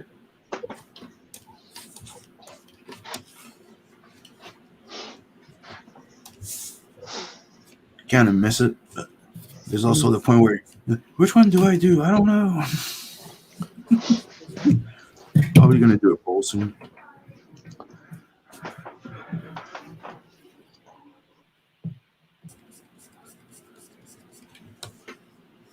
I was thinking of finishing the thing I did for you guys on stream, but I finished it before.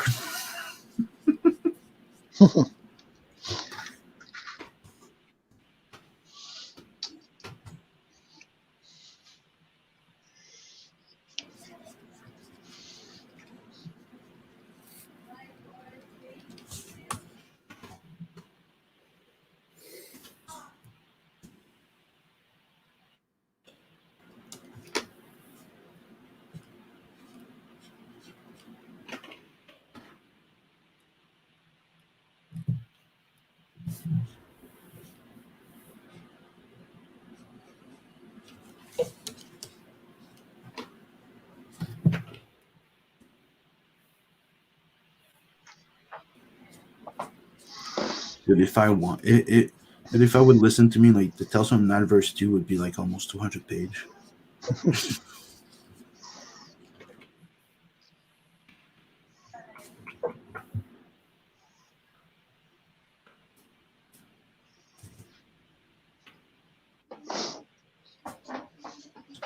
There's not a story that's like below 12 page right now in Tales from Night 2, but there's one that's like 32. One's 28. goes up quick. Yeah, man. Yeah, one thing I've learned is kind of, it's part of the reason why I like writing those short stories. It forces you to think in a different way. Yeah. Because you can just keep adding and adding, but if you have to, like, I got 6 pages and I have to stick to the 6 pages, it forces you to kind of get sharp and get as much into the page as you can. Yep.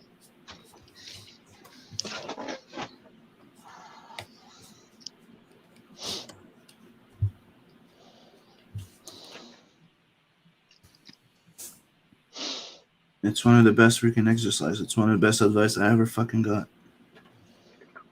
Because before I was the one of like trying to work everything until it's perfect type of thing. I was still working on the script for Wolf Dragon. I had this and that, all big stories. Then somebody's like, oh, you should do this and practice your chops at this by doing short story. Like, what can I do? And then, like, oh, I'll do that with that. And let's have fun. He's the best. He's the best, type of character to do that with.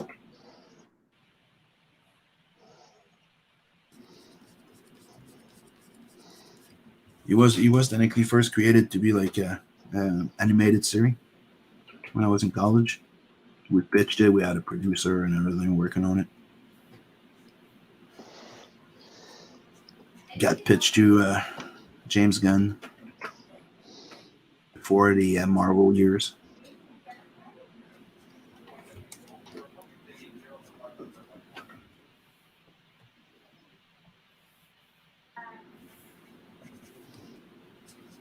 But then get picked up.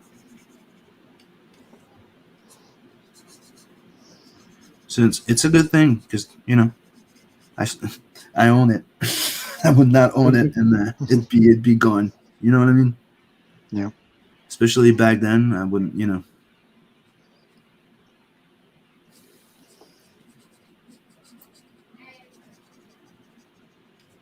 It's still my baby, and I'm working on it now.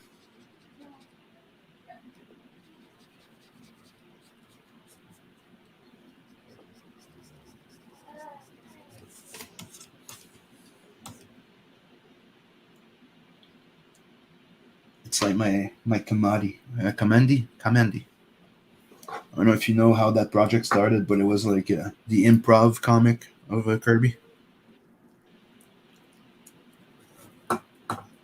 He was like making it up as he went. Like, let's do one issue. Okay, what do I do next? And making it up and trying to keep it on track. So that's one of the things they did when they got a whole bunch of creators to work on a relaunch of Kamandi at DC. They put a bunch of different team on each issue, and they didn't know what was going on ahead of time. So the writer could write the other one in a jam, and the other one would have to come up with the sequel, which became the Kamandi project. And I think that's a fun thing. Thank you. Okay, what is that issue? Okay, how the fuck does he get out of this shit? Figure it out.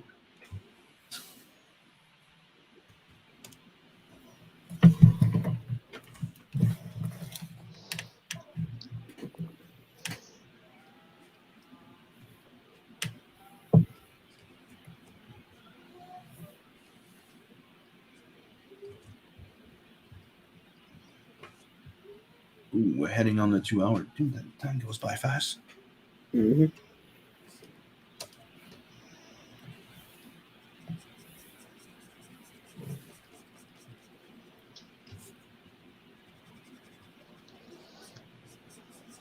So you're gonna be on another stream soon to promote this?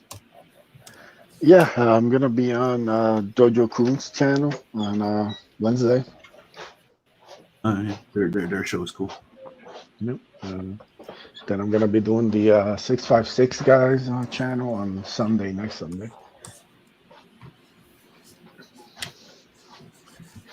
And then I'll be hitting up people probably next couple of days, see if I can get on with them. Just trying to spread the word about the Ace Volume 2, baby. It's coming. So close. Almost taste it.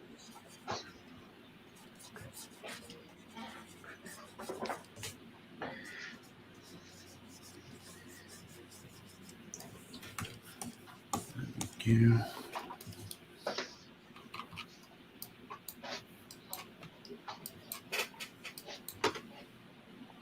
Oh yeah, please don't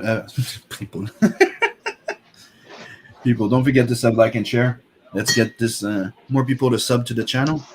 When I reach 500 subs, I'm giving away a heavy metal sketch cover number 300 with a sketch by me on it, and 1,000 sub, and we get monetized. I'm giving away X-Men Jim Lee Chris Claremont #1 omnibus. Yeah, and Beacon's gonna shoot some pops once we get to 1,000. So everybody's gonna want to see the carnage happen right here on YouTube. So. That's how we do it. Okay, don't forget, you put the pop outside, You stay in your house, close the window, just to nuzzle the gun out. Because those pops. Get it? Yeah. Oh, by the way, Beacon, when you finish that, send it my way. I want to see the full thing. Okay, yeah.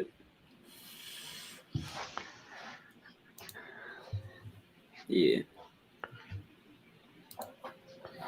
And now that's a swimsuit piece, isn't it? Yep. It's a little Yeah, nice. homage to the Marvel piece from Yeah, I like that. the Excalibur one. With a little bit of extra added around it. I'm pretty happy with the Some extra fluff. yeah. Happy with how the water turned out. Yeah.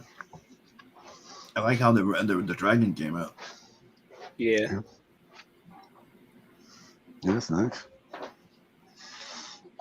Tell me, Beacon's coming for everybody's jobs here. 2022. Watch out. Beacon's out to steal your job. I'm stealing everybody's job. Right. I've been telling him that soon he's gonna have to do a book by himself.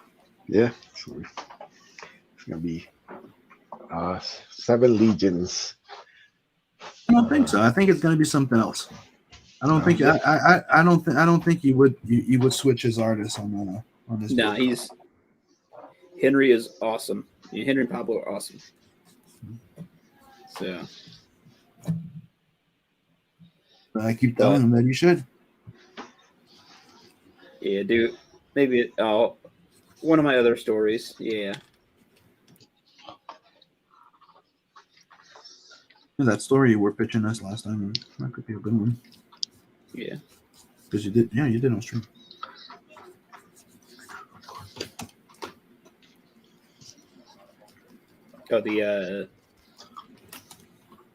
Oh, the superhero one or the parody.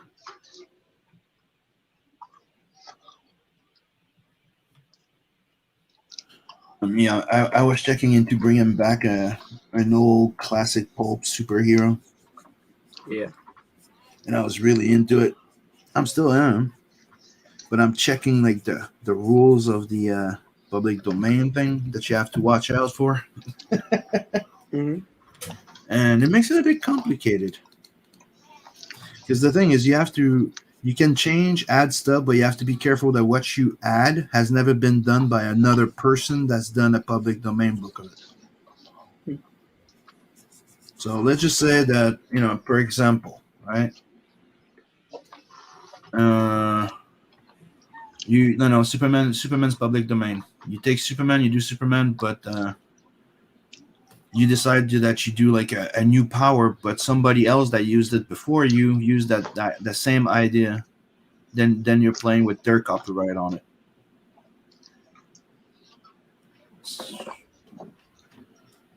So you have to be careful that the inspiration that you take from the character actually comes from there, and the new stuff that you add to it hasn't been used in the same similar or way.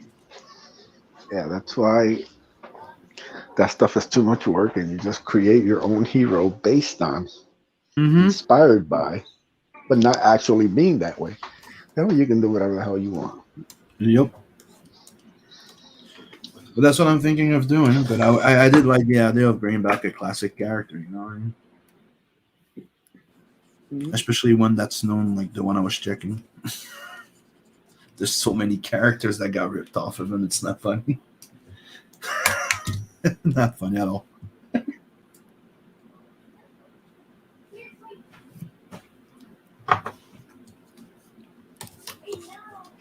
But to be free to be doing whatever you want without repercussion and being scared, I am considering the other idea of just doing my own. Because kind of want to do my own type of like Punisher, you could say. I want to tell them to go fuck themselves for fucking up Punisher. I like that character.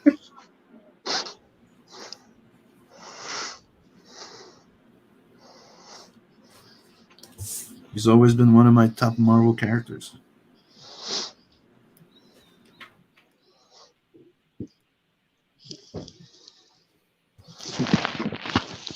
yeah, we headed to it's 9:30. We're gonna close the stream. Let me highlight this. Go back to not this, that one. Hello. Oh, that's a cool one too. There you go. So yeah, people, please don't forget to give the show a like. Right? If you're not sub already, sub, a share, also fun. And don't forget to go sign up for the Ace 2, Tales from the Nightverse 2. You could find Tales from the Nightverse 1, the original cover, Blood Hunt, and 7 Legion on the INKSLAYER Entertainment website. And you can buy some merch there. And all the money that goes to the merch goes back into the website and growing that website.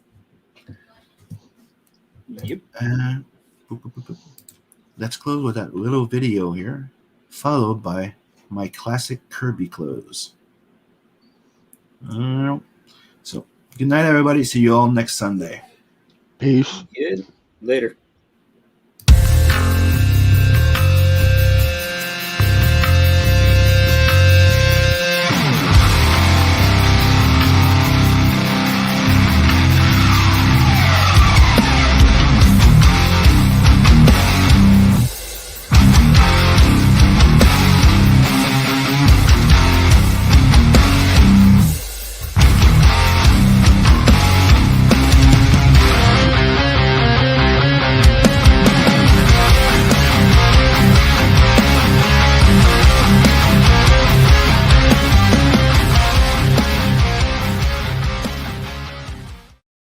I see that story first. I feel that story first. I know those people first. When I put them down, they've already lived. And I put them down as I'd like them to live on those pages. My stories are very sincere. My stories are people's stories. And there's elements in my stories that are very, very real. And it doesn't matter what the subject is. And